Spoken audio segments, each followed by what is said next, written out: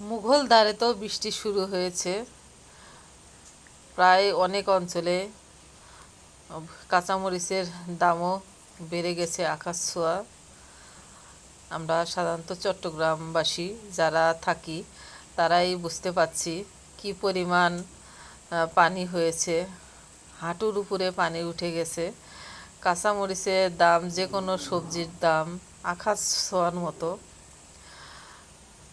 আসসালামু আলাইকুম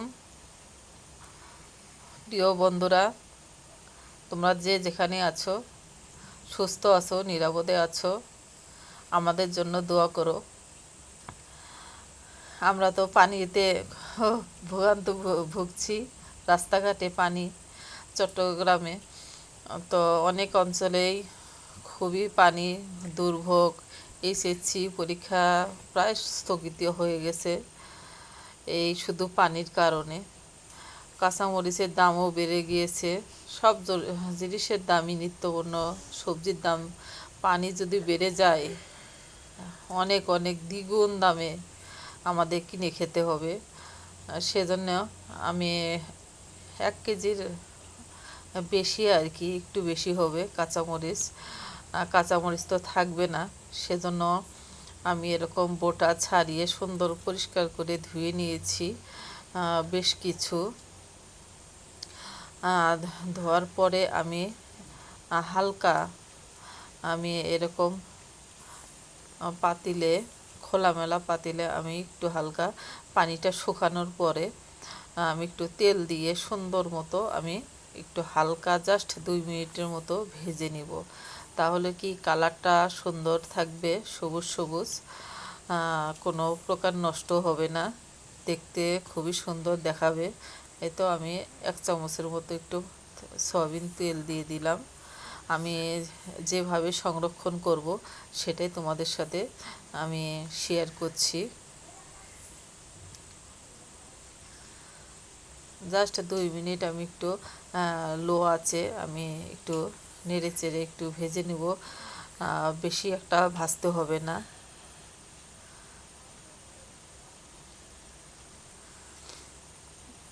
আমি যেভাবে সংরক্ষণ করব তোমরা দেখতে থাকো। দেখো আমরা কিভাবে সংরক্ষণ করি। এভাবে কম করে হলেও 2-3 মাসের মতো আমরা খেতে পারবো। আমি দুইভাবে সংরক্ষণ করব। এই তো আমি একটা বড় একটা প্লেটে আমি ঢেলে নিলাম। একটু ঠান্ডা হওয়ার অপেক্ষায় ছিলাম। প্রায় ঠান্ডা হয়ে এসেছে। এই সময় আমি একটা ছোট, এই যে ঢাকনাযুক্ত বাটি নিয়েছি আর সিজার নিয়েছি। এরকম মাঝখানে আমি কেটে কেটে নিব সিজারের সাহায্যে।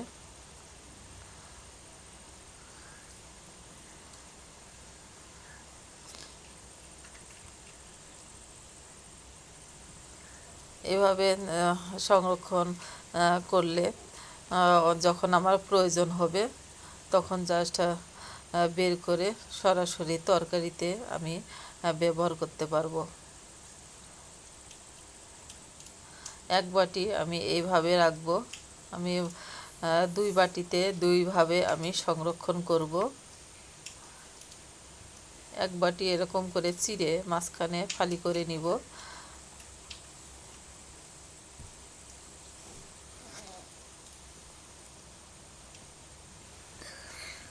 এ পর্যন্ত কথা বলতে বলতে যারা আমার এ পর্যন্ত এসেছো ভিডিও দেখতে দেখতে, সবাইকে জানাই অসংখ্য ধন্যবাদ।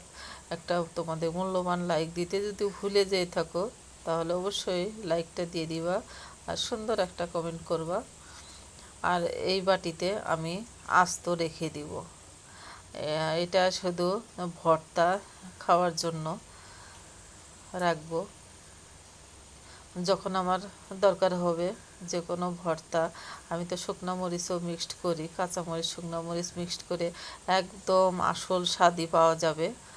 একবারে ফ্রেশ কাঁচামরিচ যেরকম আমি রাখবো সেম এরকমই থাকবে। কাঁচামরিচের কোনো রকম কালার নষ্ট হবে না। তোমরাও এভাবে একবার ট্রাই করে দেখো।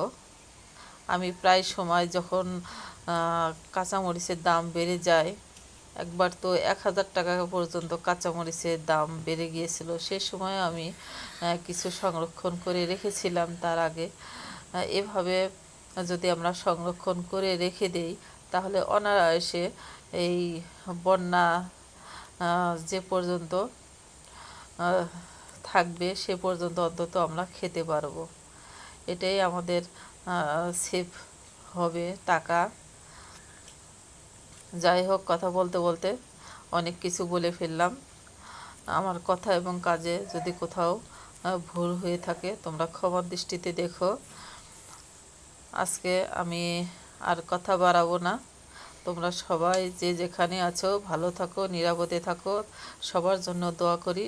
তোমরা আমাদের জন্য, চট্টগ্রামবাসীর জন্য সবাই দোয়া করো। তাড়াতাড়ি যেন এই বন্যা পানি যদি তাড়াতাড়ি নেমে যায়।